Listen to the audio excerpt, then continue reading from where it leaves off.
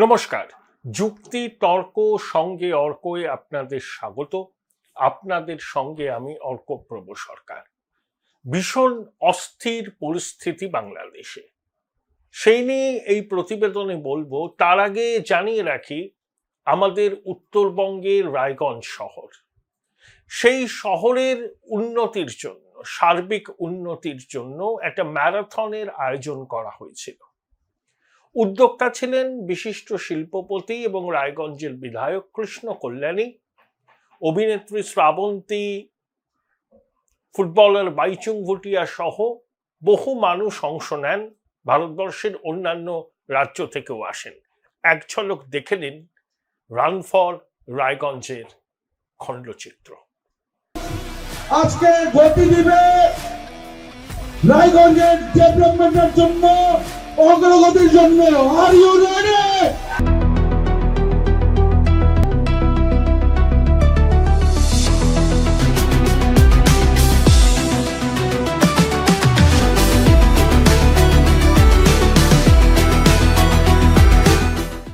অস্থির সময় বাংলাদেশে, ভয়ঙ্কর রকম অস্থির। কখন কি হয় কেউ বুঝতে পারছে না। ইংরেজিতে বলে না, লাল বিফোর দ্য স্টর্ম। ঠিক সেই অবস্থা এখন বাংলাদেশে। মানে যেটা হচ্ছে আর কি, 20-21 তারিখ থেকে 24 তারিখ পর্যন্ত ঘটনার ঘাত প্রতিঘাত, নাটকীয় সব দাবি পাল্টা দাবি ইত্যাদি। আপনারা হাসনাত আবদুল্লাহ এবং সার্জিস আলমের দুটো ফেসবুক পোস্ট সম্পর্কে নিশ্চয়ই ওয়াকিবহাল। হাসনাত দাবি করেছিলেন যে সেনা কর্তারা রিফাইন্ড আওয়ামী লীগকে রাজনীতির ময়দানে আনতে চাইছেন এবং সেই জন্য কার্যত ছাত্র নেতাদের হুমকি পর্যন্ত দিয়েছেন। আর একজন সমন্বয়ক সার্জিস বলেছেন, না না, সেনাকর্তা মানে সেনাপ্রধান কোনো হুমকি দেননি, নিজের মতটা জানিয়েছেন। আওয়ামী লীগের প্রসঙ্গ এসেছিল, যখন বৈঠক শেষ হয় তখন সি অফ করার সময় স্নেহের পরশ যাকে বলে, পিঠে হাতটা দিয়ে সেনাপ্রধান তাদের নিজের মনের কথা বলেছেন।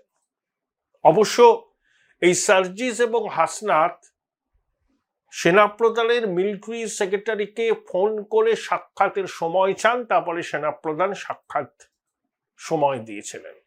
সেনাবাহিনীর পক্ষ থেকে বিবৃতি দেওয়া হয়েছে, বলেছে হাসনাত আবদুল্লাহ, নাম করা হয়নি সেনাবাহিনীর বিবৃতিতে, যে সমস্ত কথা বলছেন সেগুলো কল্পনা আর অপরিপক্কতার মিশেল। আবার ওই নাগরিক পার্টি যেটা হয়েছে, তার আর একজন সমন্বয়ক বলছেন সার্জিস বা হাসনাতের মধ্যে কেউ একজন মিথ্যা কথা বলছেন। অর্থাৎ এই যে রাজনৈতিক দলটার প্রতিষ্ঠা হলো মাসখানেক হয়েছে, তার মধ্যেই নানা মুনির নানা মত। এই রাজনৈতিক দলটা বাংলাদেশে যে আদৌ কোনো প্রভাব ফেলতে পারবে না, সেটা নিয়ে আমার মনে অন্তত কোনো সংশয় নেই। কিন্তু আমার সব থেকে যেটা উদ্বেগজনক লেগেছে সেটা হচ্ছে ইউনূস মন্ত্রিসভার একজন উপদেষ্টা, তার নাম আসিফ মাহমুদ সাজিব ভুঁইয়া। তিনি লোকাল গভর্নেন্সের দায়িত্বে আছেন, আরো অনেক কিছুর দায়িত্বে আছেন। একটা টেলিভিশন সাক্ষাৎকারে যে দাবিটা করেছেন সাংঘাতিক। যদি 5ই অগাস্ট গণ অভ্যুত্থান ব্যর্থ হতো, তাহলে তারা সশস্ত্র অভ্যুত্থানের ডাক দিতেন। ভিডিও বার্তা তৈরি করে রাখা হয়েছিল এবং সশস্ত্র অভ্যুত্থান করতে যে রসদ লাগে, সেই রসদ তাদের কাছে ছিল। এখানেই আসছে নানাবিধ প্রশ্ন। এক, যে অস্ত্র যে প্রচুর অভ্যুত্থানকারীদের হাতে ছিল, সেটা সাজিব ভুঁইয়া স্বীকার করে নিয়েছেন। সেই অস্ত্র কারা দিয়েছিল, কোত্থেকে এসেছিল? এটা শুধু থানা লুটের অস্ত্র নয়, এই অভ্যুত্থানের পরিকল্পনা দীর্ঘদিন ধরে হয়েছে। তাহলে দীর্ঘদিন ধরে অস্ত্র সংগ্রহ করা হয়েছে, সেই অস্ত্রগুলো এখনো আছে। সেই অস্ত্রগুলো কেন এই ছাত্র জনতা সারেন্ডার করছে না? 2, সেনাবাহিনী কেন সেই অস্ত্র উদ্ধারের ক্ষেত্রে তৎপরতা দেখাচ্ছে না? এই অস্ত্রগুলো হাতে আছে বলেই কি হাসনাত সার্জিসরা একসময় সেনাবাহিনীকে চ্যালেঞ্জ ছুড়েছিল যে জঙ্গি জেহাদি সমন্বয়ক ছাত্রদের হাতে অত্যাধুনিক অস্ত্র আছে, তারা সেনাবাহিনীর সঙ্গে সম্মুখ সমরে যেতে প্রস্তুত। মানেটা তো তাই দাঁড়ায়। অর্থাৎ সেই অস্ত্রগুলো কিন্তু এখনো হাতে আছে এবং অত্যাধুনিক অস্ত্র। এগুলো হচ্ছে অভ্যুত্থানের পূর্বে সংগৃহীত অস্ত্র। তারপরে অভ্যুত্থানের পরে 400 থানা লুটপাট করে আরো অস্ত্র সংগ্রহ করা হয়েছে।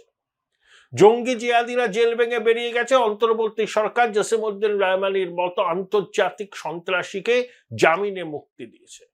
অর্থাৎ এদের সবার কাছেই বিপুল অস্ত্রের সম্ভার আছে, বিস্ফোরক আছে, আর কি কি আছে আমি জানি না। তাহলে সেই অস্ত্রগুলো এখনো ছাত্র জনতার হাতে আছে।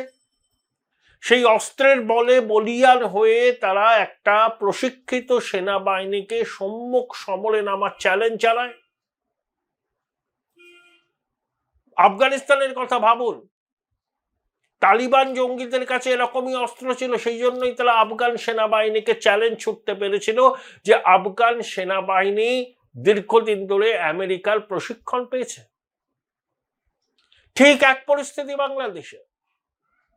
অর্থাৎ জঙ্গি জেহাদিরা উপযুক্ত সময়ের অপেক্ষা করছে, তাদের সমস্ত রসদ মজুদ, এখন সময় এবং সুযোগের অপেক্ষায় রয়েছে। প্রয়োজনে সেই অস্ত্রের ঝলকানি আমরা দেখব বাংলাদেশ জুড়ে।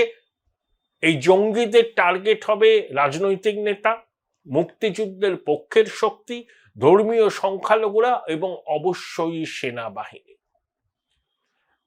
নইলে কোনো দেশের প্রশিক্ষিত সেনাবাহিনীকে এই ভুঁইপোর ছাত্ররা ওইভাবে চ্যালেঞ্জ জানানোর দুঃসাহস দেখাতো না। ওই ছাত্ররা জানে তারা অনেক মজুত অস্ত্রের ভান্ডার তৈরি করেছে, সেই অস্ত্র ভান্ডার দিয়ে তারা সেনাবাহিনীকে চ্যালেঞ্জ ছুটতে পারবে। এই কনফিডেন্স থেকেই তো হয়েছে। আজকে সেনাকর্তা অনেক কথা বলছেন, সেনাকর্তারাই কিন্তু এই হাসনাত সার্জিস, এই আসিফের মতো ভুঁইপোর ছাত্রদের ফ্র্যাঙ্কেনস্টাইন তৈরি করেছেন, প্রশ্রয় দিয়েছেন।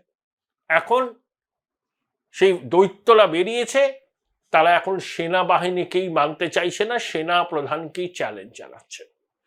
23শে মার্চ বাংলাদেশের সেনাবাহিনী উচ্চপদস্থ বৈঠক করে। অনেক জিওসি ছিলেন, বায়ুসেনা প্রধান, নৌবাহিনীর প্রধান এবং সেনা প্রধান সবাই ছিলেন। বায়ুসেনা প্রধান, নৌসেনার প্রধান এবং সেনা প্রধান তিনজনই এক ব্যাচের অফিসার। সেখানে সেনা নিজেদের সক্রিয়তা, নিজেদের ক্ষমতা এবার দেখাতে পারে বলে মনে করা হচ্ছে, সেই মর্মেই সিদ্ধান্ত হয়েছে। ইতিমধ্যেই ঢাকা সহ গুরুত্বপূর্ণ শহরে বিভিন্ন ক্যান্টনমেন্ট থেকে বেশি সৈন্য মজুত করা হয়েছে। ছাত্ররা যদি সেনাবাহিনীকে আবার চ্যালেঞ্জ জানায়, আবার সেনা কনভয়ে হামলার হুমকি দেয়, যদি বলে যে ঢাকা বিশ্ববিদ্যালয়ে সেনাবাহিনী ঢুকতে পারবে না, সেনা কিন্তু তখন রিট্যালিয়েট করবে। কারণ সেনা বুঝতে পেরেছে যে বাংলাদেশের সাধারণ মানুষ আর এই ছাত্রদের সঙ্গে নেই।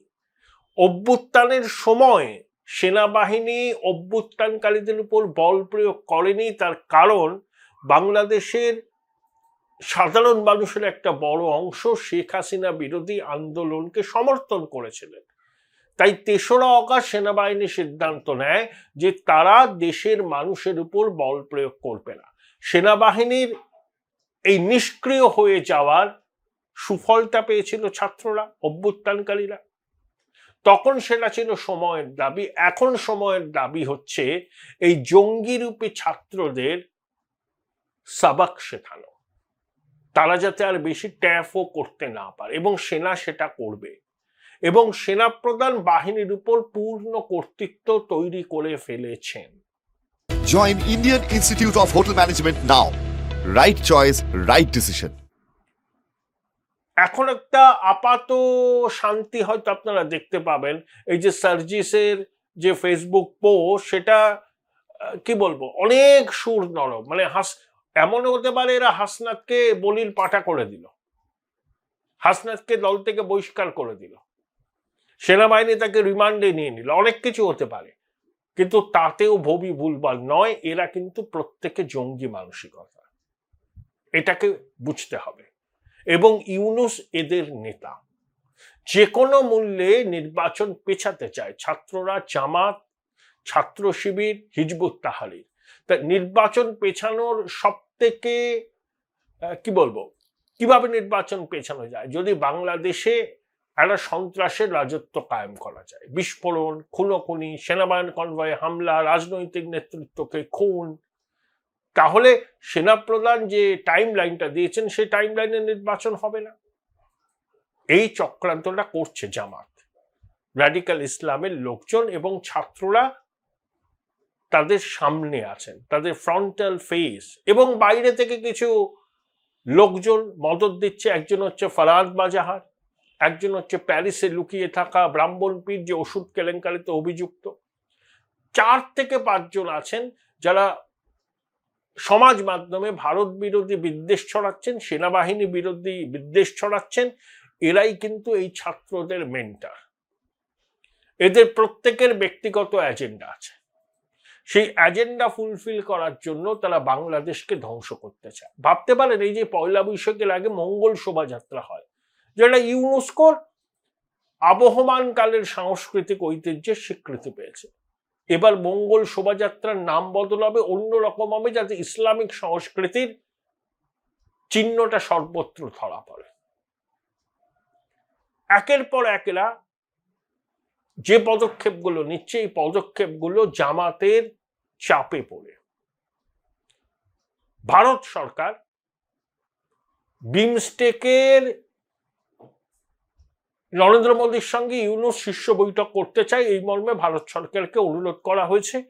কিন্তু ভারতের বিদেশ মন্ত্রক এখনো জানিয়েছেন যে এই বিষয়ে নতুন করে কিছু বলার নেই। যতদূর আমার ধারণা, নরেন্দ্র মোদী এবং ইউনূসের কোনো শীর্ষ ভার্চ্য বৈঠক হবে না। আমরা ইউনূস সরকারকে বৈধতা দেব না। নির্বাচনের মাধ্যমে যে সরকার আসবে সেই সরকারের সঙ্গে পূর্ণ কূটনৈতিক সম্পর্ক তৈরি হবে। এখন ইউনূসের সঙ্গে দ্বিপাক্ষিক বৈঠক করলে সেই সরকার কিন্তু একটা লেজিটিমেসি পেয়ে যাবে। আর ইউনূসের অন্তর্বর্তী সরকারের উপদেষ্টা, ছাত্ররা যেভাবে ভারত বিরোধিতা করছে, ভারত বিরোধী জিগির তুলছে, একদিকে এই ভারত বিরোধিতা, আবার অন্যদিকে ইউনূসের সরকারের অনুরোধ যে প্রধানমন্ত্রীর সঙ্গে দ্বিপাক্ষিক বৈঠক, দুটো একভাবে হয় না। আমি সন্ত্রাসবাদকে প্রশ্রয় দেব, সংখ্যালঘুদের নিধন করব, রাডিকাল ইসলামকে বাংলাদেশে গেড়ে বসার সুযোগ করে দেব, আবার ভারতের সঙ্গে দ্বিপাক্ষিক বৈঠক চাইবো, এগুলো একসঙ্গে হতে পারে না। ইউনূসকে লাইন ঠিক করতে হবে, বাংলাদেশকে লাইন ঠিক করতে হবে, তারা কি চায় সেটা আগে পরিষ্কার হোক। ভারত বিরোধী বিষোদ্গার করব, সবকিছুতেই ভারতীয় আধিপত্যবাদের ছায়া দেখব, আবার ভারতের প্রধানমন্ত্রীর সঙ্গে শীর্ষ বৈঠক চাইবো, এটা হতে পারে না। এবং আমার যতদূর ধারণা, যে খবর আমি পেয়েছি, এখনো পর্যন্ত প্রধানমন্ত্রী সঙ্গে ইউনূসের কোনো বৈঠক হবে না, হবে না। বলতে পারেন শি জিনপিং এর সঙ্গে ইউনূসের তো বৈঠক হচ্ছে, সেটা শি জিনপিং এর ব্যাপার। চীনের সঙ্গে বাংলাদেশের সীমান্ত নেই কিন্তু, আর চীনের ইনভেস্টমেন্ট বাংলাদেশে শেখ হাসিনার সময় অনেক ছিল, নতুন কিছু নয় সেটা। কিন্তু 4000 কিলোমিটার দীর্ঘ সীমান্ত আমাদের সঙ্গে বাংলাদেশের, আসাম, ত্রিপুরা, মেঘালয়, পশ্চিমবাংলা, শুধু পশ্চিমবাংলাতেই 2000 কিলোমিটারের বেশি। সেই বাংলাদেশ যদি আফগানিস্তানের চেহারা নেয়, সেই আফগানিস্তানে যদি আইসিস, তালিবানরা দাপিয়ে বেড়ায় এবং সরকার নীরব দর্শক থাকে, সেনাবাহিনীকে চ্যালেঞ্জ করে জঙ্গিরা, ছাত্ররা, তাহলে কি অবস্থা বাংলাদেশে বুঝতে পারছেন? বিপুল অনিশ্চয়তার মধ্যে দেশটা দাঁড়িয়ে আছে। যে কোনো মুহূর্তে কিন্তু রক্তক্ষয়ী গৃহযুদ্ধ শুরু হবে। ওই উপদেষ্টা তো বলেইছেন যে আমরা সশস্ত্র অভ্যুত্থানের ডাক দিতাম। সশস্ত্র অভ্যুত্থানের মানে হচ্ছে অস্ত্রের বিপুল সম্ভার এদের হাতে আছে, তারা সেই অস্ত্র সারেন্ডারও করেনি, সেই অস্ত্র উদ্ধারও করেনি নিরাপত্তা বাহিনী, এখনো আছে সেই অস্ত্র।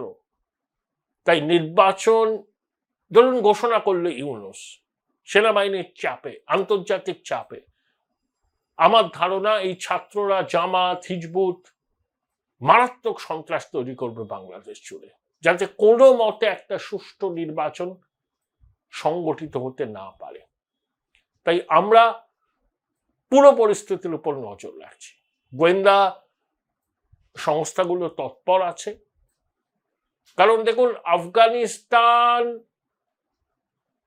আমাদের সঙ্গে সেভাবে সীমানা নেই, আছে একটা ওয়াখান করিডর, একটা স্মল স্ট্রিপ, কিন্তু বাংলাদেশের সঙ্গে যে দীর্ঘ সীমান্ত আমাদের আছে সেটা সত্যি উদ্বেগের। বাংলাদেশে জঙ্গি তাণ্ডব শুরু হলে তার অভিঘাত পশ্চিমবঙ্গ, ত্রিপুরা, আসাম, মেঘালয়ে পড়তে বাধ্য।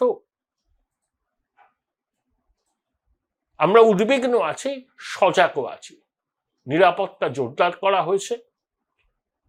তাই পরিস্থিতির উপর নজর রাখা এবং আন্তর্জাতিক জনমত তৈরি করা ইউনূসের জঙ্গি শাহির বিরুদ্ধে, এটাই আমাদের এখন প্রায়োরিটি। তাই ইউনূসের সঙ্গে নরেন্দ্র মোদীর কোনো দ্বিপাক্ষিক বৈঠক হওয়ার সম্ভাবনা নেই বললেই চলে।